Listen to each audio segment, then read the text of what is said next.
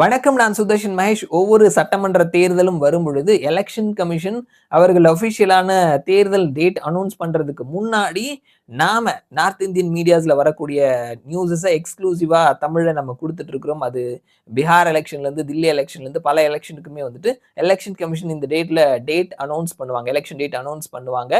இந்த டைம்ல தேர்தல் இருக்கலாம், இத்தனை கட்டங்களா இருக்கலாம் அப்படின்ற மாதிரி நம்ம சொல்லுவோம். ஸோ அதே மாதிரி 5 மாநில தேர்தல், தமிழகம் உட்பட 5 மாநில தேர்தல் ஏப்ரல் மே மாதத்துல நடைபெறவிருக்கிறது. ஸோ இந்த தேர்தல் எப்போ நடைபெற போகுது அப்படின்ற மாதிரியான ஒரு நியூஸ் நமக்கு எக்ஸ்க்ளூசிவா கிடைச்சிருக்குது. ஹிந்தி நியூஸ் சேனலா இருக்கக்கூடிய நியூஸ் 24 அவர்கள் தான் இந்த நியூஸை வெளியிட்டு இருக்கிறாங்க. தமிழ்நாடு, கேரளா, வெஸ்ட் பெங்கால், பாண்டிச்சேரி, அசாம் இந்த 4 மாநிலம் ஒரு யூனியன் பிரதேசம் 5 மாநிலங்களுக்கான தேர்தல் ஏப்ரல் மே மாதத்துல நடக்கும் அப்படின்னு சொல்லி எதிர்பார்க்கப்படுது. ஸோ தேர்தல் டேட் எப்போ அனௌன்ஸ் பண்ணுவாங்க அப்படின்னு பார்த்தோம்னா மார்ச் மாசத்தினுடைய முதல் வாரத்துல தேர்தல் டேட் அனௌன்ஸ் பண்றதுக்கான வாய்ப்புகள் இருக்குது. தேர்தல் ஆணையம் மார்ச் மாதத்தினுடைய முதல் வாரத்துல தேர்தல் டேட் அனௌன்ஸ் பண்ணுவாங்க. தமிழகம், பாண்டிச்சேரி, கேரளா இந்த பகுதிகளில் ஒரே கட்டமா தேர்தல் எடுக்கிறதுக்கான வாய்ப்புகள் இருக்குது.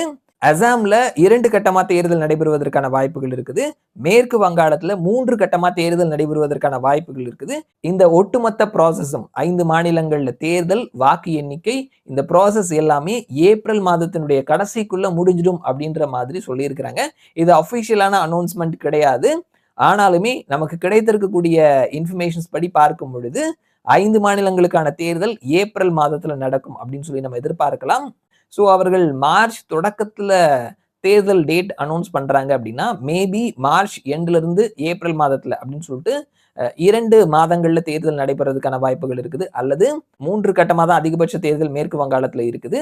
ஸோ அதனால மொத்த தேர்தலுமே ஏப்ரல் மாதத்திலேயே நடக்கிறதுக்கான வாய்ப்புகள் இருக்குது. கிடைத்திருக்கக்கூடிய இன்ஃபர்மேஷன்ஸ் படி பார்க்கும் பொழுது தமிழகத்துல ஒரே கட்டமா தேர்தல் நடைபெறவிருக்கிறது.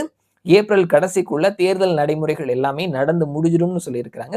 இதுதான் வந்துட்டு கிடைத்திருக்கக்கூடிய சோர்சஸ். அஃபிஷியலான அனௌன்ஸ்மெண்ட் சீக்கிரமாவே வரும் அப்படின்னு சொல்லி எதிர்பார்க்கலாம். மறுபடியும் நான் உங்களை இன்னொரு வீடியோவில் சந்திக்கிறேன். அது வரைக்கும் நன்றி.